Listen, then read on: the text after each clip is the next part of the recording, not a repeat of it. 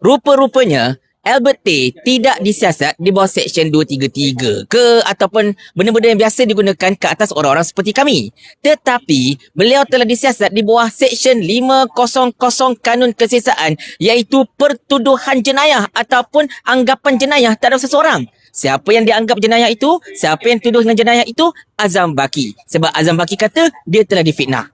Sekarang macam ni lah. Kalau betul Azam Baki rasa dia difitnah, kenapa tak saman je? Kenapa nak gunakan siasatan jenayah? Bukankah ini merupakan satu penyalahgunaan kuasa? Bagi anda yang telah menonton video saya pada pagi tadi, saya telah membawakan kepada anda Albert Tay telah dipanggil ke Bukit Aman untuk dirakamkan percakapan bagi membantu siasatan berhubung dengan salah satu video yang tular membabitkan dirinya. Tetapi sebelum saya nak bagi lanjut tuan-tuan dan puan sekalian, Albert Tay sebenarnya telah hadir ke Bukit Aman ini secara sukarela.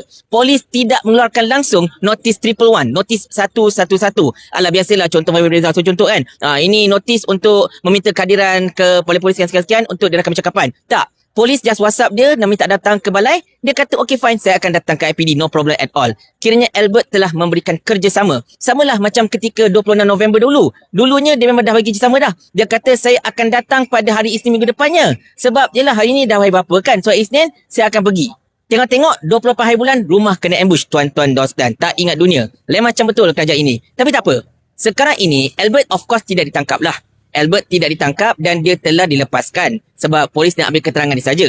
Tetapi, menurut peguamnya iaitu N. Surendran, Albert sebenarnya telah disiasat di bawah Seksyen 500 Kanun Kesesaan, iaitu membuat tuduhan jenayah terhadap seseorang. Di mana orang yang telah dituduh itu, khabarnya lah Azam Baki telah mengatakan bahawa dia telah difitnah oleh Albert dan sebagainya. Berhubung dengan video software hari ini Binti Buyung yang jelas sebut nama Azam Baki itu. Jadi Albert telah dipanggil untuk membantu siasatan berkenaan dengan pertuduhan tersebut. Saya tak nak cerita panjang dahulu tuan-tuan sekalian. Anda tonton sidang media yang menampilkan N. Surendran, Zaid Malik dan juga Mahajos Singh ini. Jom tonton. So this morning we went in and Saudara Albert Tay's statement was recorded by an inspector of police inside Bukit Aman from the Classified Investigations Department. The investigation was under Section 500 of the Penal Code. Section 500 of the Penal Code means criminal defamation. Okay, criminal defamation. What is the criminal defamation about? They say there is a video in which they claim that Saudara Albert had appeared in with another lady called Sophia. I think everybody is very familiar with that video. And they say that there is a statement in that video, okay, made by Sophia, which is defamatory, fitnah, terhadap Tan Sri Azam Baki. The report was lodged on 26 November. 26? 26 November. Okay, the report was lodged by an SPRM officer on 26th of November 2025. Okay, complaining that Tan Sri Azam Baki telah difitnah. Therefore, the police in Bukit Aman has started an investigation under Section 500 of the Penal Code for criminal defamation. And 27 questions were asked. The 27 questions were asked to Saudara Albert during the course of the questioning. Now, I want to make one very clear point here. If Tan Sri Azam Baki feels that he has been defamed, kalau dia rasa dia difitnah, maka ada proses di Mahkamah Sivil untuk file saman civil untuk fitnah. In other words, you feel you are defamed. Like every other ordinary citizen of this country, you can go and file a civil suit for defamation and sue the person you claim has defamed you. What you cannot do is that you cannot use the criminal law, Section 500 of the Penal Code, and try to catch people or jail people because you feel you are defamed. If all ordinary Malaysians, if somebody defame them, they must go and file a case in Mahkamah, hire a lawyer, pay lawyer fees, and fight the case in court. Why is it if he's a top government official, or let's say a minister, they don't need to go use the civil defamation? They can just ask the police to investigate, is it? Is that how it works now in this country? In other words, this is wrong. You cannot use this procedure. Tan Sri Azam Baki, if he's unhappy, you can go and file a civil case in the civil court. not go and use the criminal law in this way. This is not acceptable. And I want to say this. For years and years and years, in fact 2 decades, 20 tahun, the leaders of the government today, starting from Anwar Ibrahim downwards, all the cabinet members, especially those from Pakatan Harapan, used to say this. Don't use Section 500. If you're unhappy, go and file a civil case. Today, they are in power and they're doing the same thing that they said they shouldn't be done. Ini bukan memalukan ke? Isn't this shameful on the part of the current government to go and do something they promised they're not going to do when they were in the opposition, when they were on the street? I have stood out here with Anwar Ibrahim also, when he was investigated for cases like this. Today, he is in power and other people are being investigated like this. What is this? Is this the way people should conduct themselves? People who are high in office, ministers, prime ministers, members of the cabinet, is this the way you conduct yourself? In other words, when you don't have power, you tell one story. When you dapat power, you tukar. You think that the people of this country are going to accept this? The ordinary people of this country have got common sense. They are reasonable people, orang yang munasabah, and they will not accept this kind of thing. Okay? So that is why we say this kind of investigation should not be carried out at all. And we strongly object and protest against this kind of investigation being carried out against Albert. And don't forget, Albert Tay is a person who informed, who was a whistleblower exposing high-level corruption. Why is he being now investigated for criminal defamation? Ni apa ni? Then you come and talk about efficiency. You said we are taking action on corruption and all that. From top of government is claiming like that. But what do you do down here? You go after the whistleblower, you go after the informant. Is this what Malaysia has come to? I tell you today, it's shameful. It's shameful. Amat syukurlah kerana saya tidak ditahan. Saya percaya saya tidak ditahan kerana anda semua di sini, media di sini. Sebab tu dia tak berani tahan saya. Dia tahu kalau dia tahan saya, kes dia akan jadi besar. Jadi terima kasihlah pihak yang hadir di sini. Memang saya amat menghargai. Baik. Pertama sekali, menurut video yang tersebar, yang Sofia Rini tu, bukan saya yang tuduh Azam Baki. Dia yang tuduh Azam Baki terlibat. Dia yang tuduh Azam Baki. Samsul Iskandar jumpa Azam Baki. Azam Baki memberi perlindungan, memberi layanan istimewa kepada Samsul Iskandar sebab Anwar Ibrahim terlibat. Samsul Iskandar kata, beritahu saya, Anwar Ibrahim panggil rekod sebab dia mahu guna ini ugut mereka supaya Sabah tunduk akur dengan Anwar Ibrahim. Jadi perempuan yang bagi tahu saya, kalau kita nak lihat balik video tersebut, saya pun terkejut. Semasa dalam rakaman tersebut, saya pun tanya balik dia, betul ke? Betul ke? Saya terkejut tahu apabila dia yang mendedahkan semua ini. Jadi, saya mau tanya, kenapa Azam Baki tidak disiasat? Kenapa saya saja disiasat? Saya hanya tanya, saya hanya mengesahkan. Jika Azam Baki, sekarang nama Azam Baki turut disebut, sepatutnya pihak polis, pihak pegawai penyiasat harus panggil Azam Baki siasat dia. Sekarang hanya Azam Baki menafikan, itu saja. Setelah dia menafikan, saya pula disiasat. Kena panggil dia, siasat dia. Sebab walaupun dia adalah suspek ke, saksi ke, kena panggil dia. Tanya, siasat dia. Adakah semua ni benar? Oh, jadi sekarang ni kerajaan, pihak polis tengah menyampaikan satu isyarat kepada seluruh masyarakat Malaysia. Orang berprofil tinggi, pegawai tertinggi, pegawai kerajaan yang duduk atas-atas semua tak boleh sentuh. Tak boleh siasat. Mereka ni seolah-olah kebal undang-undang. Jadi kita yang mau korbankan ialah kita mau jadi kambing hitam. Mana yang terutamanya SPRM, ini SPRM memang bercanggah tau. Dia buat kerja semua bodoh tau bagi saya. Dia dengan bangganya bagi tahu, okey, sekarang ni Sofia Rini ni jadi saksi utama dalam kes Samsul Iskandar. Betul tak? Kita semua tahu. Dia di istihar, ya. Di istihar sebagai saksi utama dalam kes Samsul Iskandar. Tapi di pihak sini pula, di pihak polis pula Azam Baki cakap dia fitnah.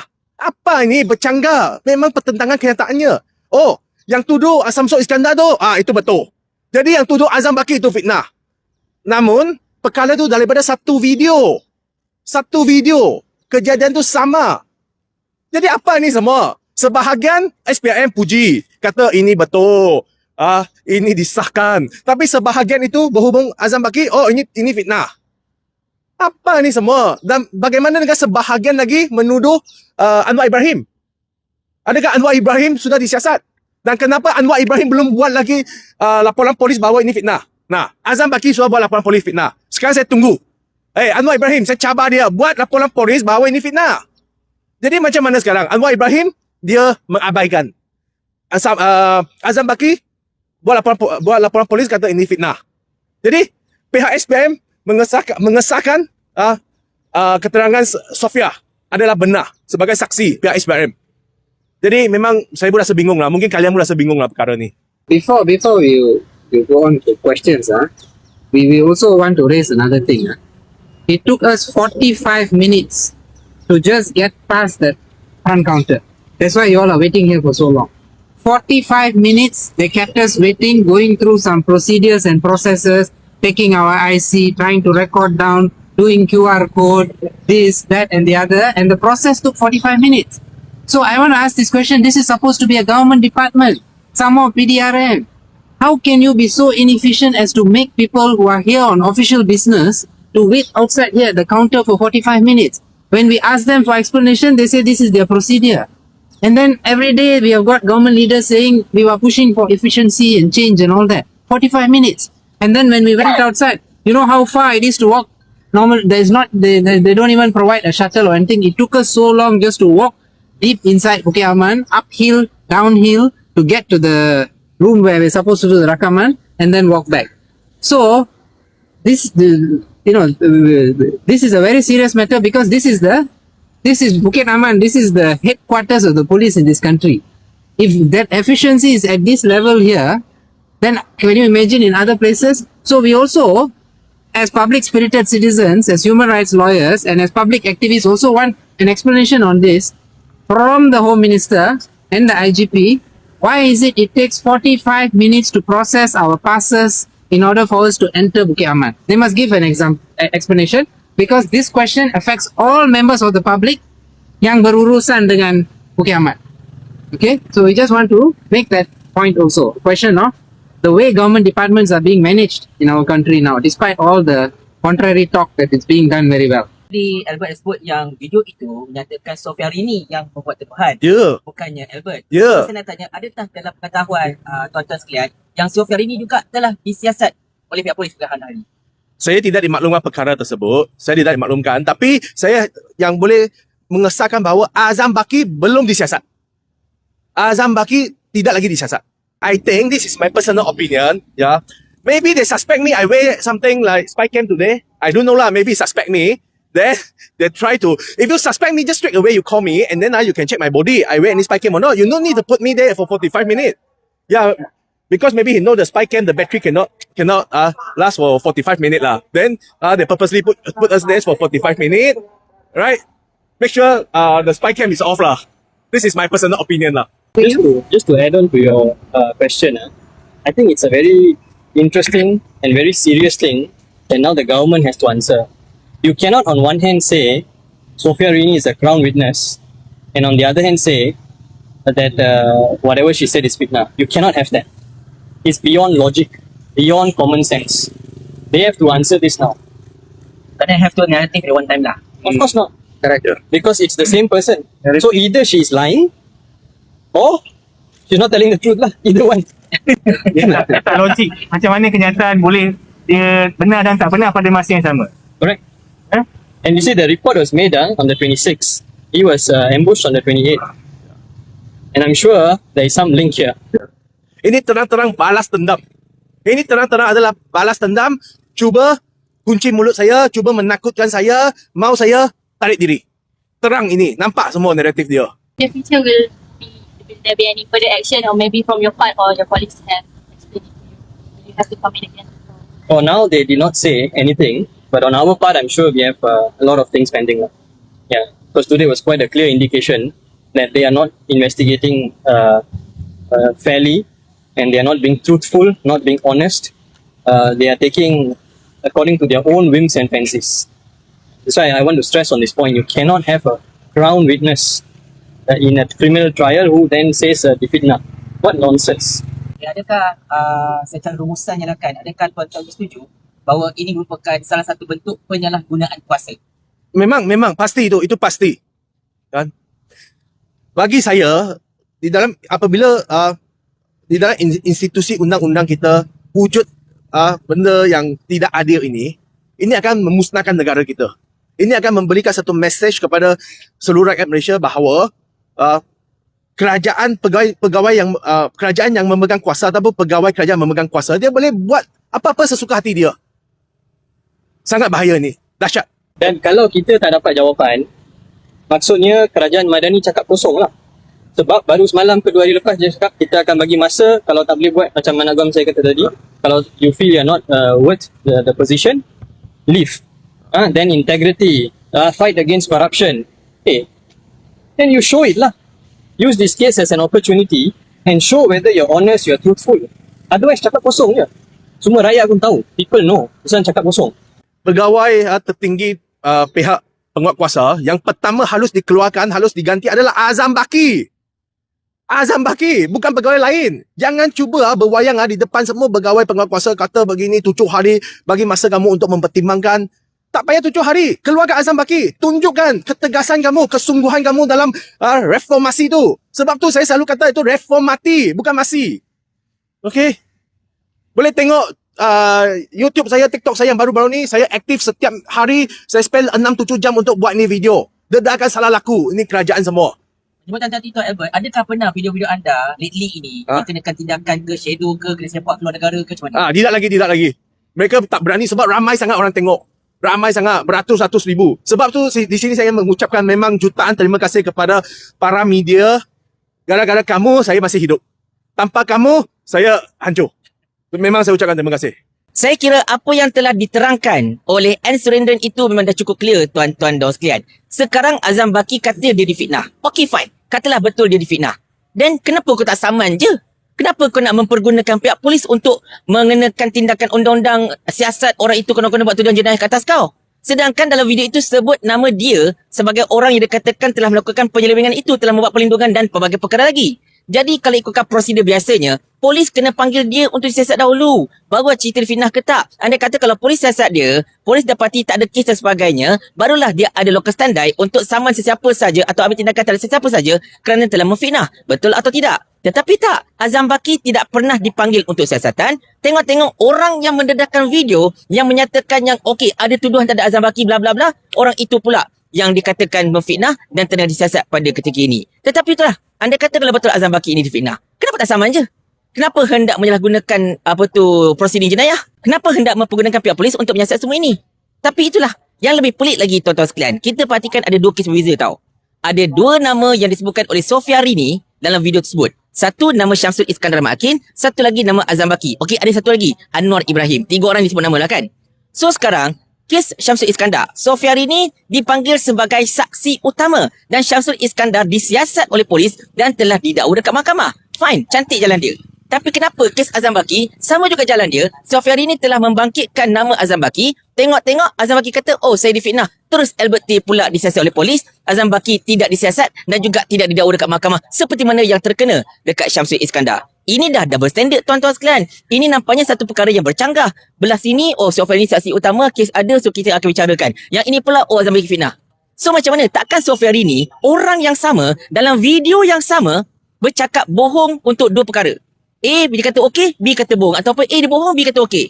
Tak boleh macam tu. Bercanggah gila-gila.